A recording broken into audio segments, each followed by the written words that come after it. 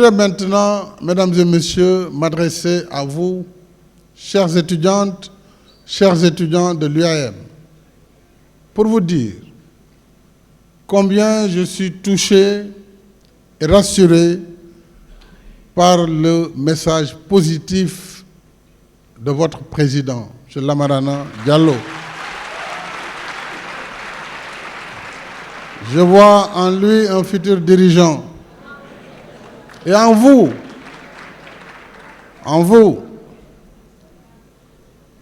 je voudrais vous remercier et vous dire que l'étape universitaire est une étape très courte dans la vie d'un individu. Certes, la qualité d'une université dépend de ses infrastructures et de ses commodités, de ses enseignants. Mais ce qui fait sa pérennité et sa réputation, c'est surtout la qualité des hommes et des femmes qui la fréquentent, dont vous, chères étudiantes et chers étudiants. Lorsque j'ai décidé d'implanter sur ce site une université, après avoir construit à quelques encablures un siège des ministères, on m'a dit, mais Monsieur le Président, comment ils vont cohabiter le gouvernement avec des étudiants? Bon, j'ai dit, rassurez-vous, ils vont être des étudiants civilisés.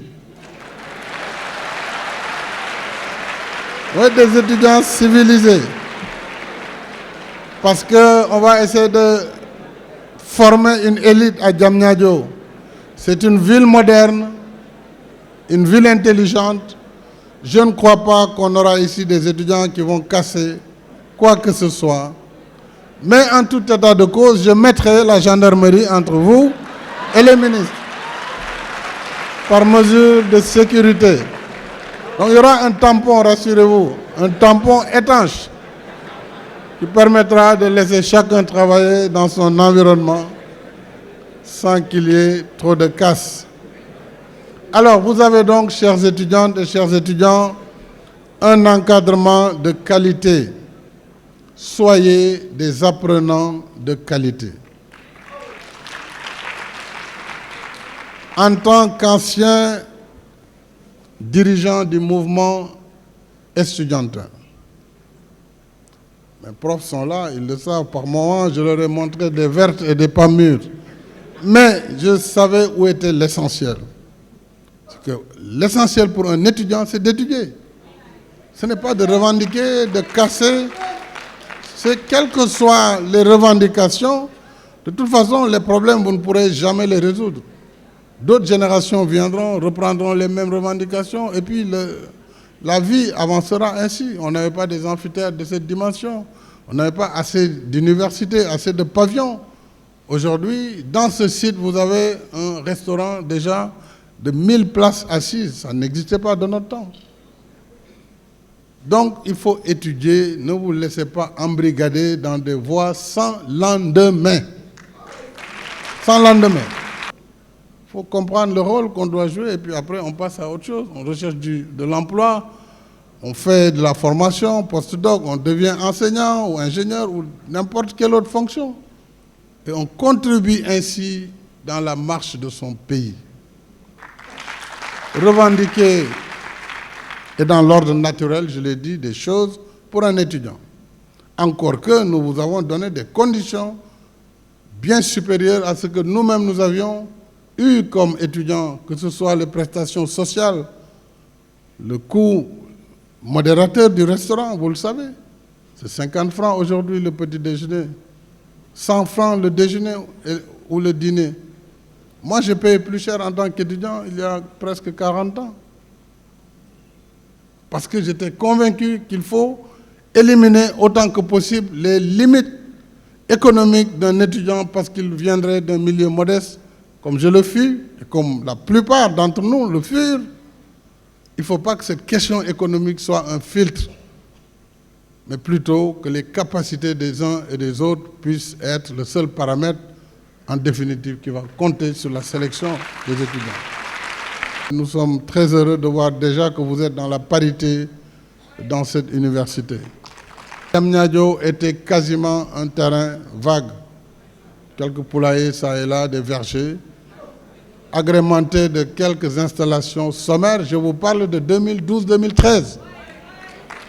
Mais quand vous regardez cette ville aujourd'hui, qui est en construction, qui n'est pas terminée, vous verrez tout ce qui vous entoure autour de cette université est le fruit d'un travail acharné jour et nuit. Pour que dans 15 ans, en 10 ans peut-être même, dans 15 ans, 20 ans, 30 ans, que ce soit parmi vous, de l'UAM ou des autres universités qui dirigent le pays, soyez au premier rang, que soyez les recteurs. Mais ku jàngul mënul def loolu topp riir bi rek di sànni xeer doo mos a nekk recteur wala président de la République jamais. Alors, chères étudiantes, chers étudiants, je vous exhorte au travail. L'État sera toujours là à côté pour vous accompagner, car jamais depuis l'indépendance nous n'avons construit autant d'universités, équipé autant de campus, de laboratoires et recruté autant d'enseignants-chercheurs dans nos universités. Je ne parlerai pas des questions de retraite pour l'enseignement supérieur, c'est déjà acté, mais je souhaite également que vous mesuriez, chères étudiantes et chers étudiants, que vous mesuriez l'honneur qui vous est fait d'avoir comme parrain le patriarche Amadou Mahtar Mbow.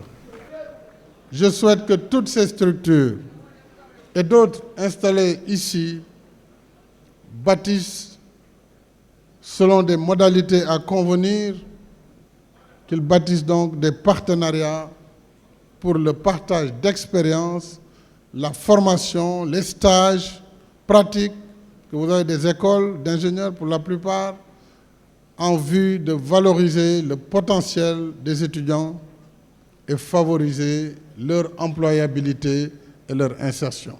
J'ai entendu le plaidoyer des étudiants sur les masters.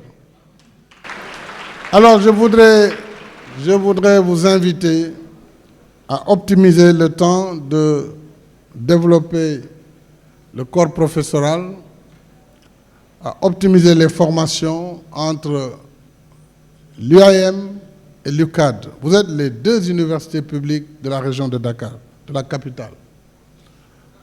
Il faut, avec le recteur de l'UCAD, que vous puissiez regarder, je sais d'ailleurs que vous avez une convention qui lie les deux universités, comment mutualiser le temps que le corps professoral de l'UAM puisse permettre aussi l'ouverture de masters de façon à avoir une continuité. Surtout que toutes les formations qui sont pour le moment dispensées à l'UAM existent également de l'autre côté, y compris au niveau master et doctoral.